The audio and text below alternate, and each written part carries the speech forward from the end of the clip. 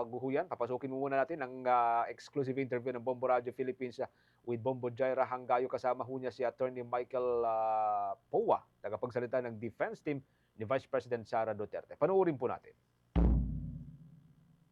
Star Nation, kasama natin ngayon ang spokesperson ng defense team ni Vice President Sara Duterte, Attorney Michael Powa. Sir, welcome sa Bombo Radio Philippines. Salamat po. Salamat po Kasama sa niyo po imbita. si Bombo Jaira Hangayo.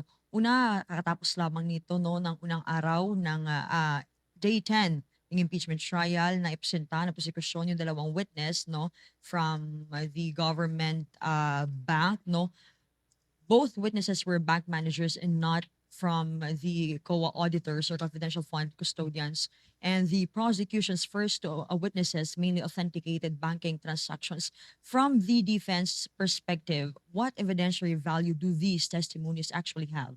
Well, syempre no, ang sa amin, it was really identification of documents, the fact of withdrawal, for example. So sa atin, that's why as you can see kanina, we stipulated na lang no na ma-identify nila, ma-authenticate nila at authentic yung mga cheque para hindi na humaba yung proceedings dahil hindi naman yan issue para sa atin.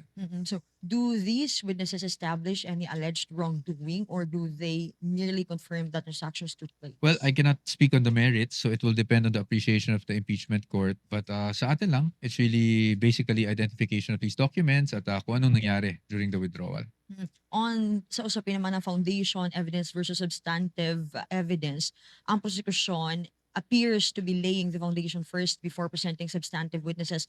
Would you characterize the prosecution's current presentation as merely laying the evidentiary foundation? I don't know. I think it's best to ask the prosecution. Sa amin, we just react accordingly. Again, we do not dwell on the merits and what strategies are no, of the prosecution and myself. So sa atin, ang pwede lang natin gawin is factually, kwento lang natin kung ano yung nangyari without giving an opinion here or there, what they're doing, or if they were able to prove anything. No? Naging usapin din kanina no sa unang witness, sa second witness, yung unusual and suspicious.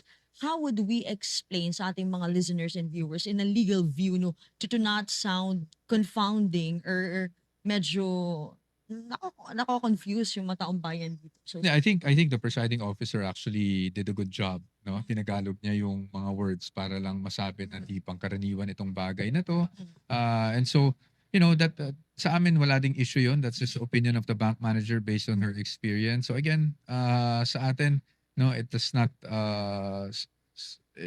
mean that there was something illegal that happened there. So hindi na natin question it. sa mga objections kanina no, early pa lang no, kaka-start pa lang kanina ng umaga, medyo marami na, mainit na yung pag-object natin doon sa naging statements ni Representative Leila de Lima. Ano po yung masasabi natin doon? Well, unang-una sa lahat, gusto kong magpasalamat sa pasensya rin no, ni Representative De Lima.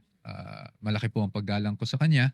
And so I think kinakailangan lang talaga na mag-object kami kanina dahil syempre nagkaroon na po ng ganung pagkakataon kasi kamakailan no, kung saan nagbigay ng opening statement at merong mga masabi natin, at least sa aming opinion, ay conclusions of law on the part of the prosecution.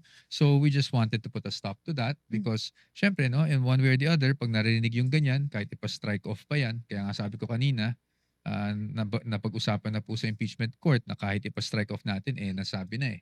So baka one way or the other, makondisyon yung tao, nakakalain yun kaagad yung katotohanan, pero ang totoo is opening pa lang at wala pa namang napapatunayan, di ba? So gusto lang natin iwasan yung mga ganun. Kailangan natin protektahan ang Vice Presidente bilang kami ang mga abogado niya.